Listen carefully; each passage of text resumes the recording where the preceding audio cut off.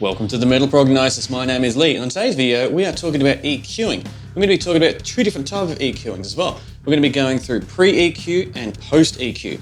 So pre-EQ, we're going to be working with the Joyo 10-band EQ pedal here to help clean up our sound. We're going to be running through the orange Dark Terror here, and the thing I love about this amp head here is you get some pretty cool distortions.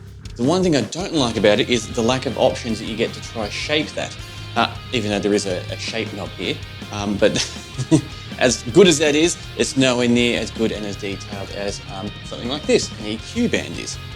And what I also thought would be cool for this video is some cabinets that you use, or IR cabinet simulators that you use, do have their own EQing in there as well to help shape the sound and help give it that characteristics that you really like. So what I thought for this video would be cool is I'll run through my 2-notes little system here, which has its own cab simulator already in the unit.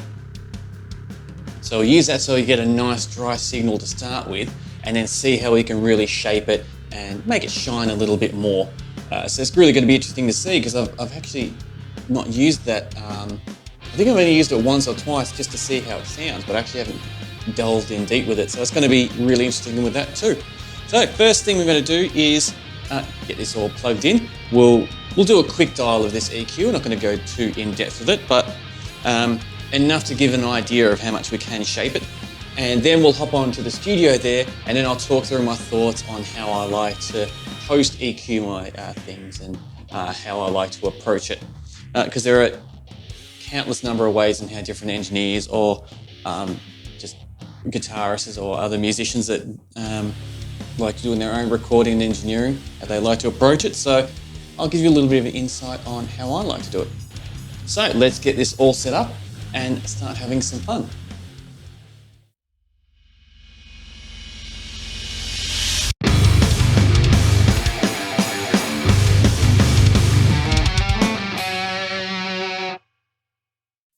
Now we have everything plugged in, ready to go.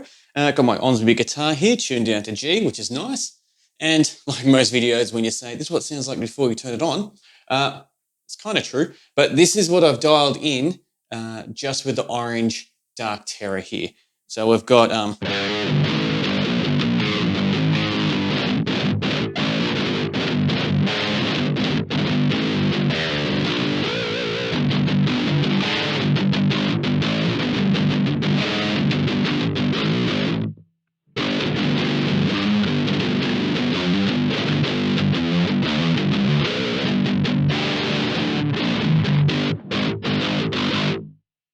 So yeah, not a bad sound.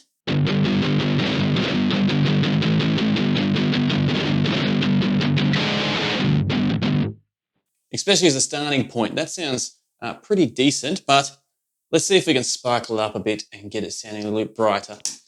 So my usual technique on how I like to do things, which I'll try to avoid for this just because it takes a long time, unless you want me to do a more in-depth video, definitely let me know because I'm happy to, is I'll go through every different band and see how it affects with the Dark Terror and the different cab setting that we've got in. In this case, it's my IR loader with its cab simulator it's got in there.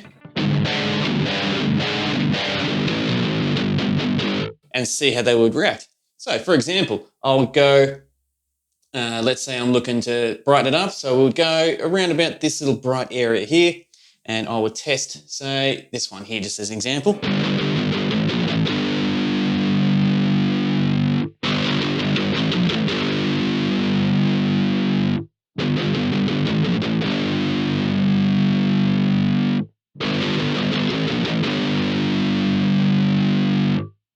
That's a really good example because I don't mind that frequency.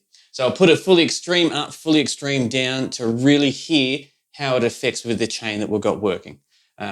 Because as I'm sure everyone would know, or definitely experience some point, it all depends on the equipment that you got plugged in, how it's going to react to each other. So it's good to do those things. So let's just do a quick EQ.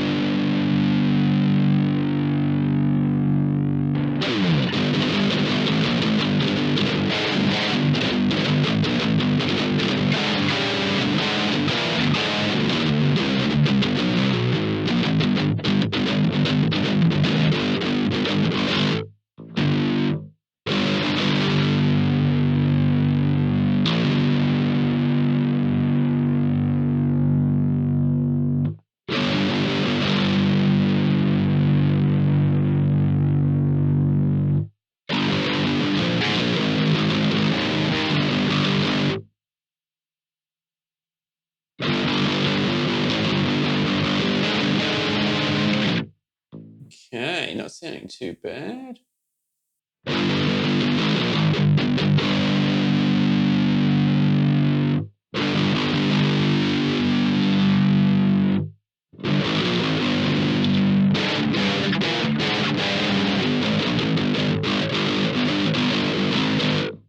Yeah, not sounding too bad at all. I know I'm not doing really much talking during this part, but it's all the same theory and the same approach, just across each different one here.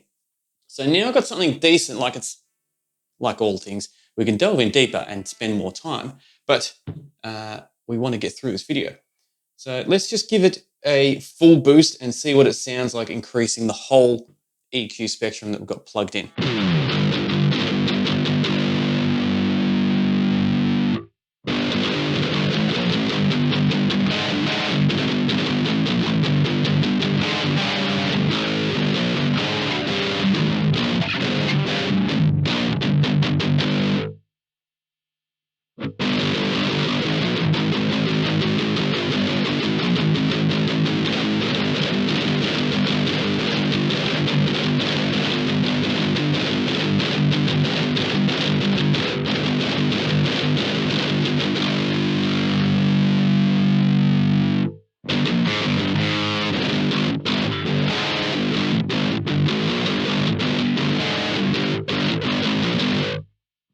So what I've gone for here is something a little bit more punchy and a little bit more bitey compared to being oversaturated and more blendy, I think is the best description that I'm not going for. So I gave it a little bit of a boost, but I didn't want to go too higher than that because I felt like it was just giving that little bit too much, which just had some really cool characteristics, but not quite what I was going for. So let's just do a quick on-off comparison here. So we can hear the difference. So this is what we started with originally.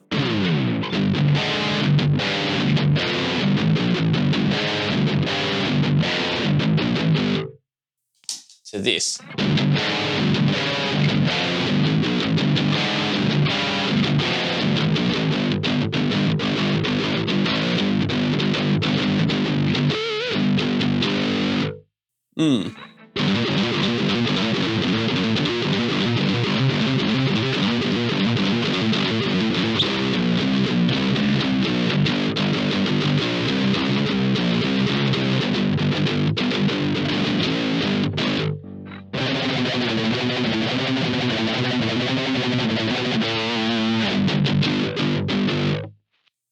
Excuse me while I fix my camera.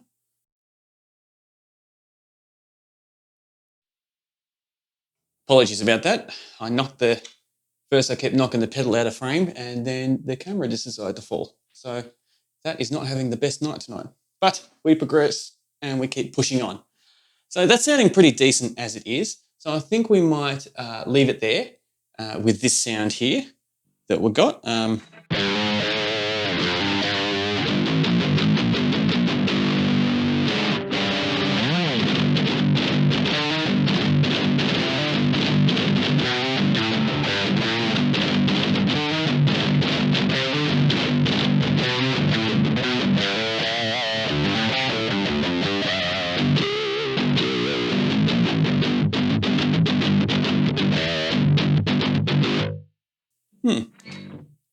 One last quick A/B.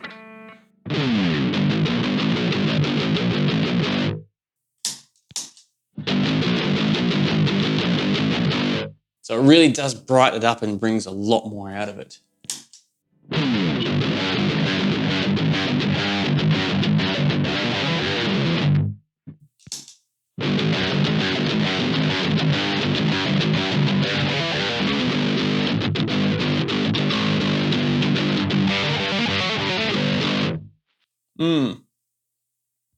So let's leave that as it is now. I'm going to set up the computer so I can do a screen capture, and then we'll talk about post EQing and run through all the different thoughts and how I like to approach it with guitars with that. So give me a moment just to swap all the cameras around. Now I've got the actual computer set up here. Let me quickly run through how I've got everything set up so it's easy to follow. So here's my tracking that we just did right now with the pre-EQ. Down here I've got my tracking which is the tracking channel, which I just showed you down there. I've got a couple of left, right, and a center in that for when I do my jam. Got my bass running through here, but I've got all these guitars running into this one guitar track. So for example, if I just play something here, who wants to play it? Oh, of course it's not got that on. Take monitoring off. So it runs through the tracking there, gets straight to guitars, and we're set. So now we've got everything running through guitars. Let's bring up the guitar EQ and let's run through and see what we're working with, and I'll show you how I like to approach it. A fun tip, firstly, is on all my stereo things, I always have a harsh limiter there. So just in case when I'm mucking around with this stuff, if something does peak or really throw something out, especially when you're adding stuff here and there and all that, I like to protect my speakers because they are very valuable to me and they're very expensive and I don't like blowing them. So I always like to have a limiter on there. Even when I'm doing recordings and that for albums, always have one there, and then I can take it off later when I know the levels are a little bit more at a user-friendly level. So let's talk about EQing now. On the spectrum here, there are a few like general house rules a lot of people like to do. Like some people say, we've got, say, the five Kurtz. Sorry, got to get my words out. 500 Kurtz there, if it's worth. A lot of people like to just drag that straight out. Not like that, but they have a little bit of a different type of curve to it. Just take that straight out and then do a high pass there and do the same thing with that little bit there taken out too, for example, and then go, yep, that's my, that's how they go straight off the bat before they do anything. I never, ever, ever do that. I think that's crazy talk. How I like to do it is, firstly, I prefer having this on there because I'm an old analog head, is I first look at what frequencies are there and what we're dealing with. So we go up here, turn it back on to monitoring so I can actually hear myself play. Give myself a little bit. Excellent. Turn the volume down at some point.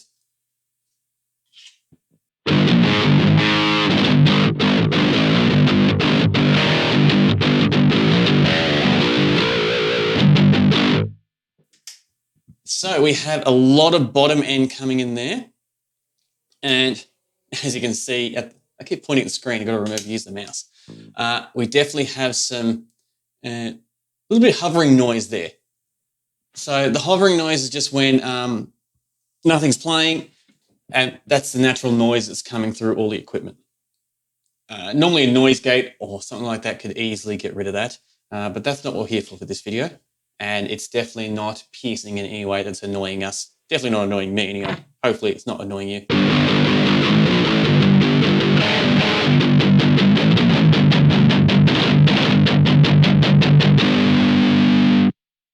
So between the 5 and the 10 there's not much happening there. So I will take that out and kind of clean it up a bit.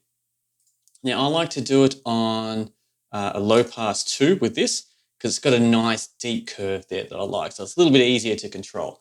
And I'll show you a little trick that I do. So we've got the plus and minus thing. The gain.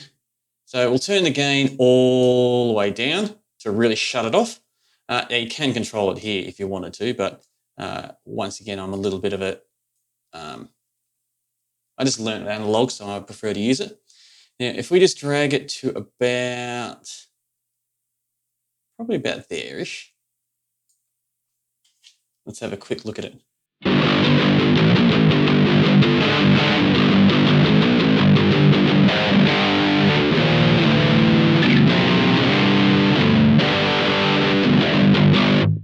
The thing I love about Cubase is it shows you the old and the new frequencies that it's dealing with. So what we have here is, it's done pretty cool. But I feel like it's taken a little bit out, use the mouse, Lee, these nice high mids that I really like. So let's try bringing them back in. And the cool thing about this low pass 2 is If we add a little bit here, it not only brings it up, we can go over and give it a little bit of a boost on the top there over the bottom. So let's just try, just got to give it a shot really.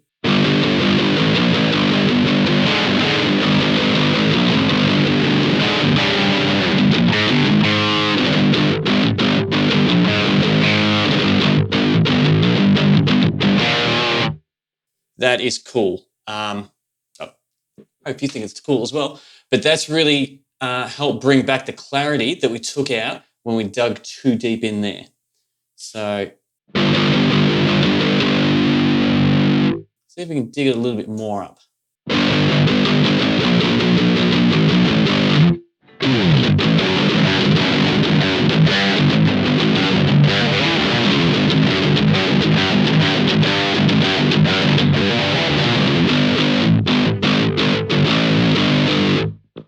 Yeah, I really like that. Let's give it a little bit more. Might be a bit too much, but you don't know until you try.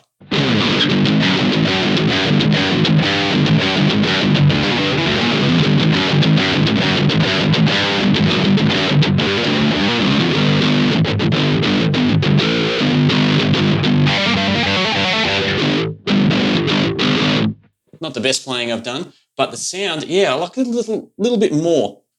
Gives it that little bit more cut through it. So let's do a quick A-B comparison, because that's what we love. So let's turn it off.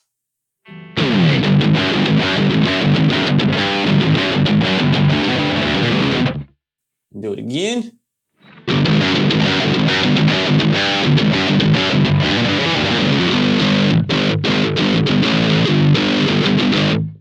Yeah, I much prefer it on. So let's have a quick chat about, well, we've got the two middle frequencies as well, as they like to call it, frequency 2 and frequency 3, between 200 and 5K area. Not really keen to touch it this time. For the reason being, I normally only really attack them when I've got something to compare it to see if it is clashing. Say, for example, drums when it comes to certain cymbals, or snare hits to make sure, or other lead patches, or if there's a second guitar that's got a different cabinet or different amp head that could maybe clash with it. So for the purpose of this video, I'm not going to touch it or worry about it. But the exact same thing goes, not so much the exact same thing, but a similar approach is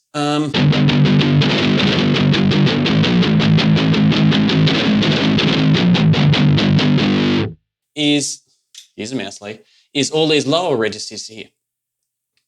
Now, a lot of people like doing, as I have seen, where they just do boom, something like that, where it's just a straight cut, just a straight sharp cut like that, and that's it, like so. And they're like, yep, done.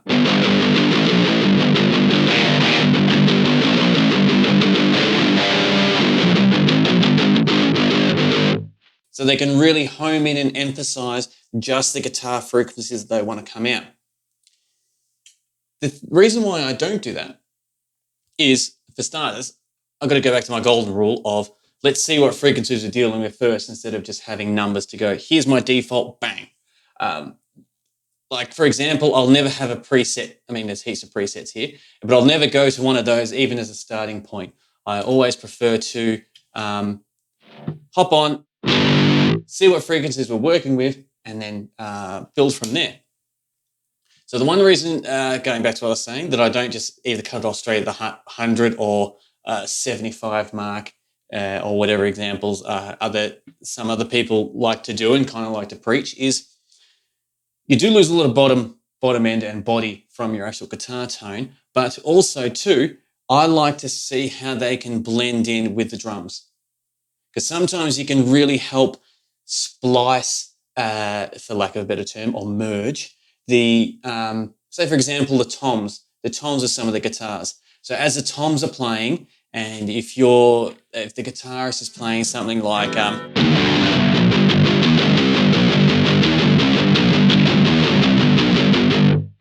so you've got those 4 different notes there, and each time they're playing the tom, that helps actually give the emotion that the tom is changing tones as well, if that makes sense, in a real like arty, kind of out there way of thinking when you talk about blending different sounds together with different instruments. So you don't want it to clash so it becomes muddy, but there is a way you can find a nice balance there for it. So, and also too, I do have a subwoofer down here. So it's not like I can't hear those frequencies. I can definitely hear the frequencies in this room right now. So they're definitely not hidden to me in any way.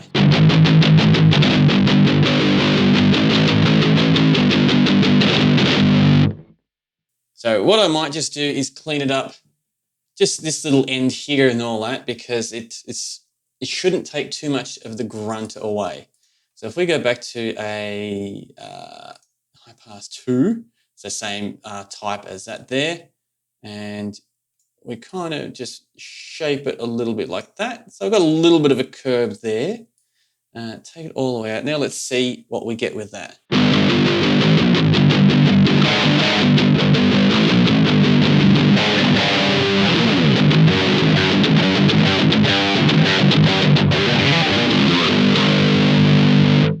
Compared to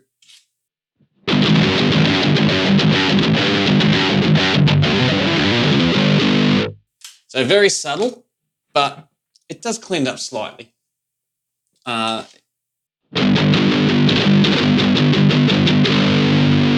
So looking at the actual visuals, use the mouse, Lee. Looking at the actual visuals, you can see more in detail of what's actually happening. Not that you want to fully rely on your eyes. This is definitely a balance of seeing the frequencies, then using your ears to see which ones you want to keep in and out. So that's a quick run through of how I do my post EQing and my pre EQing. So let's have a jam. So I'll do 2 different jams. Oh, well, I'll do the same song, but I'll jam it out twice. One without any EQ and one with both the EQs on, just so I get a nice A-B comparison between it, and then we'll have a chat about it afterwards. So sit back. This new camera angle, I don't know how close this guitar is. Hopefully it's not too close. Sit back, relax, enjoy the song, and yeah, we'll chat about it on the other side.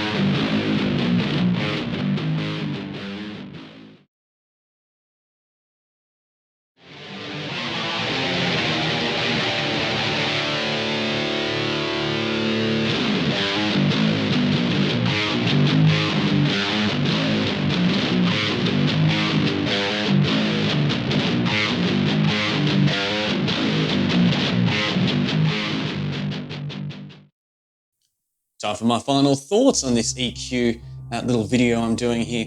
Firstly, a big shout out to Jonathan, who watches this channel. We were chatting on Facebook and he suggested this. So Jonathan from Miami, thank you very much for this idea of a video, because it's been lots of fun putting together.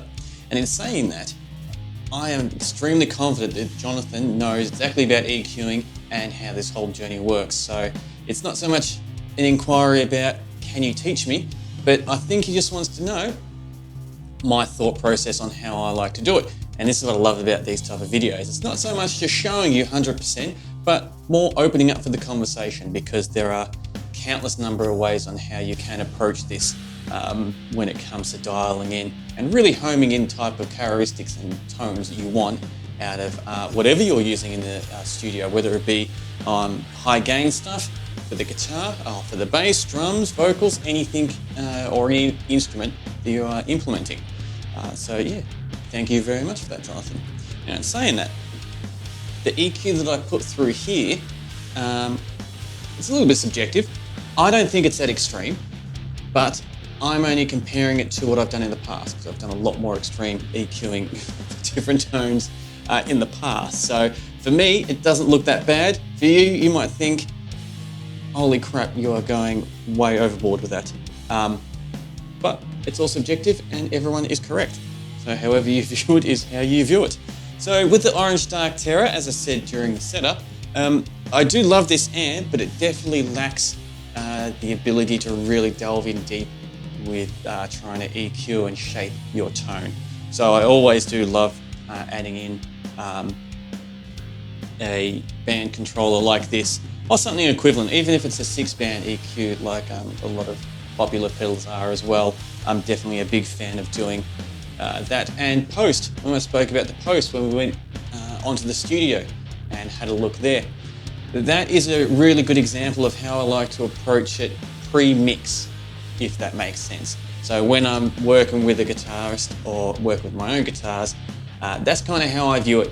Have a look to see what's there, see what frequencies I think might be unwanted frequencies, whether they be hiss or any other like white noise that I don't want there, because when you're dealing with high gain distortion, there's normally a lot of unwanted sounds that kind of pop through here and there. So we eliminate them and get rid of them. And I kind of go a little bit more deeper in that as the project evolves. So I start off on that level, on how I showed in the studio. Then when I add bass and drums, I kind of start tinkering it more there as I'm tinkering all the other frequencies as well, to try to see where it fits in the best once I do have everything. But to start with, you don't really have that. So you kind of got to start somewhere. So that's how I build. I think a foundation is the best description for it. It's how I build a foundation to start with a mix. So let me tell you a little story about EQing and guitarists. Many moons ago, I was doing a project, just a little EP for a band, so we hired some studio space, and the guitarist there was asking me to help fix his guitar tone. No problem at all. And he said, I think I need a new pedal. What pedals have you got? Or what pedals have we got available? And how, you know, he's talking about calling out some friends and getting different pedals. I was like, well, let's see what you've got. He played it and I'm like, no, that sounds decent. So what's the actual issue? Talk me through your train of thought on where you're not and where you want to actually be. Technically, they're the same thing, but you get the zen of it. And they said this doesn't have enough, I can't remember the exact terminology they used, but they wanted the mid scoop, where like the earlier Metallica stuff and Anthrax and Megadeth and Testament, where they like to really take away that mid, so really boost the bass and boost the treble and have that V type shape EQ that was very popular. So they wanted that. So I said, no problem at all. So I advised him to say, look, how about we just try it through this EQ here? Now, I didn't have a 10-band EQ pedal like this or anything there, but they had one of those 30-band EQs that they use for everything in the studio, and very popular with mastering as well. So I just put his guitar through there and I go, let's try this first before we go hunting and seeking out for something else to borrow and to help you build this. So let's try this first. So we sat down right in the control room. We had the guitars coming through the monitors, and I sat there and did kind of what I did to start with here. I grabbed a frequency and went, all right, how does this respond? Extreme up, extreme down, and then figure out what it was actually changing and how it was voicing, and then find that sweet spot that we wanted. We spent about 15 minutes doing that, and their journey went from being extremely skeptical, going, oh, I'm not sure, and the more frequencies you did, you could just see the confidence grow up and up, and the realization that this is a really good approach and we are getting some amazing results. And they were blown away by the guitar tones after that. Not kind of gloating, so to speak. I kind of am inadvertently by telling you the story, but more so about the importance of how EQ can really help out before just thinking about changing all your equipment over or whatever you're actually using. So sometimes adding something as simple as this, or, I mean, when I did the studio, I talked about that story, it was a 30-band EQ. And it was a stereo too, I think. So yeah, definitely a stereo, so it had the left and right as well. So we were just chucking it through the left channel because we always do stuff through the left channel with mono. For stereo cables, the left is, yeah, mono. Traditionally, anyway. And I remember the kid, just to finish off the story, after we did the session, was like, I need to buy one of those 30-band EQ rack mount things. And I told him, hold on, Tiger. I said, a 6-band EQ will probably do the trick. Like, don't go out and pour a hell of a lot of money for this, because you'd have to change his whole setup and all that. And I was like, you know, let's start small. I'm not going to tell you how to spend your money, but I highly recommend start small first and then see where you want to go from there. But that just shows on how impressed he was and how much we could achieve just by doing basic EQing stuff, because his distortion was fine.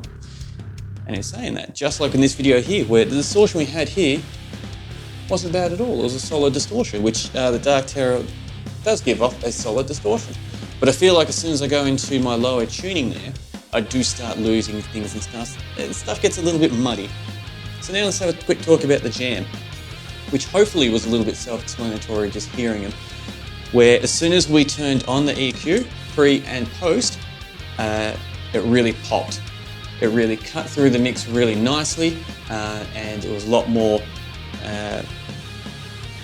the notes were a lot more defined, and they had a lot more characteristics that I really like in my guitar. So I felt like they had a lot more attack, a little bit more brutal, and I like brightening it up as well, just to really make those lower notes kind of pop more and really have a bit more of a punch to them, and a bit more aggression, rather than just being deep and like muddy, which can be cool, but definitely not for what I was playing and what I am normally attracted towards when it comes to guitar tone. There's not much more I can really say on that, but yeah, that's the foundation way of how I approach guitar and EQing. So I hope you enjoyed this video. I hope you enjoy videos like this that I do that are more a little bit studio surface based rather than just going through pedals, and this is what you get when you buy it type of approach that I have in my previous videos. So definitely let me know what you think about this one or any other suggestion videos you do have. The main place I do chat to people is either in the comments here or on my Facebook page. So if you're keen to chat, please chase me up there. And yeah, I'll do my usual sign off now because I think I've babbled on enough. Whether this video is in the foreground or the background, I absolutely appreciate your company. And I thoroughly look forward to chatting with you again next time. And until next time, please stay safe.